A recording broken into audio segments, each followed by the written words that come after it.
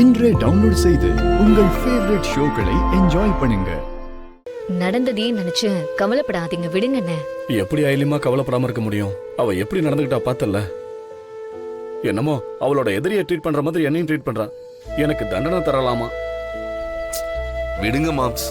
அக்கா நீங்க அந்த ஆள் மேல கை வச்ச கோவத்துல அப்படி பண்ணிட்டாங்க. மத்தபடி உங்களை வெறுத்து போயெல்லாம் அப்படி பண்ணல. டே சிவா, என்னடா பேசுற? நீ சொன்ன மாதிரி இந்திரா நேத்தி வரைக்கும் தான் இருந்தா. இன்னைக்கு முழுசா மாறி போயிருக்காடா. அவளுக்கு என் மேல வெறுப்பு வந்துருச்சு சிவா. அப்படிலாம் இல்லண்ணே. அன்னைக்கு கண்டிப்பா உங்க மேல வெறுப்பு வரல. அவங்க அப்படி நடிக்கிறாங்க. அட போ ஐலிமா, நீங்க 2 பேரும் தான் இப்படி சொல்றீங்க. ஆனா நடக்கிறதெல்லாம் பார்க்கும்போது அப்படி எந்த அறிகுறியும் எனக்கு தெரியல. அப்படி அவ என்ன வெறுக்காதவளா இருந்தா எதுக்கு என்ன இந்த வீட்டுல இருந்து போக சொல்ல போறா? இத்தனை வருஷத்துக்கு அப்புறம் நானே இந்த வீட்டுக்கு வந்திருக்கேன். என்ன இப்படியே இந்த வீட்டுல இருக்க வைப்பாளா இல்ல துரத்தி விட பாப்பாளா? மாம்ஸ், உங்க பேச்சே சரியில்லையே. வழக்கமா நீங்க இந்த மாதிரிலாம் பேச மாட்டீங்களே. உங்க அக்கா தான் என்ன இப்படி பேச வச்சுட்டா. நானும் மனுஷன் தானே, எவ்வளவுதான் தாங்குறது? அண்ணே, நீங்க ஏதோ முடிவு பண்ணிட்டு பேசுற மாதிரி தோணுது. ஆமா ஐலிமா, இதுக்கு மேல இந்த வீட்டுல இருக்கிறதுல எந்த பிரயோஜனமும் இல்லைன்னு தெரிஞ்சிருச்சு. அதான் நான் போயிடலாம்னு இருக்கேன். அண்ணே, என்ன பேசுறீங்க நீங்க? நீங்க இங்க இருந்து போறதுக்காகவா நாங்க 2 பேரும் கஷ்டப்பட்டுட்டு இருக்கோம்? ஐலி, நீ எதுக்கு இப்ப டென்ஷன் ஆகுற? சரிங்க மாம்ஸ், நீங்க போங்க போங்க மாம்ஸ். இங்க பாருங்க, ஆனா பாவை இங்கதான் இருப்பா, பரவாயில்லையா?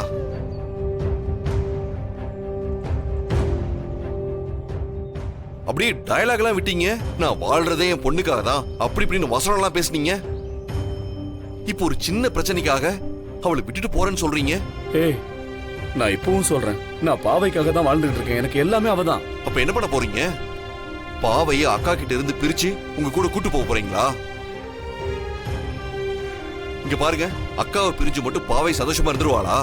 இல்ல நீங்க தான் நிம்மதியா இருந்துட முடியுமா? பதில் சொல்ல முடியல.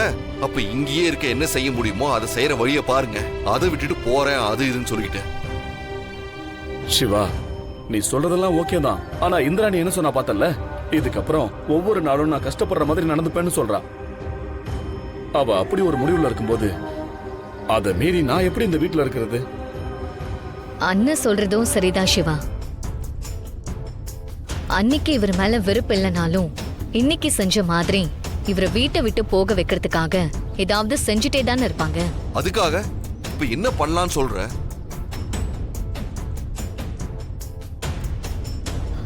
இதுக்கப்புறம் ஒவ்வொரு ஸ்டெப்பாலாம் எடுத்து வச்சிட்டு இருந்தா வேலைக்கு ஆகாது. எவ்வளோ சீக்கிரம் முடியுமோ அவ்வளோ சீக்கிரம் அண்ணனை ஏத்துக்கிற மாதிரி பண்ணணும். அதுக்கு என்னமா பண்ண போற? அன்னைக்கு உங்க மேல இருக்கிற அந்த பழைய லவ் எல்லாத்தையும் வெளியே கொண்டு வரணும். அதுவும் ஒரே அட்டம்ப்ட்ல நடக்கணும். அதுக்கு என்ன செய்யணுமோ அதை யோசிக்கலாம்.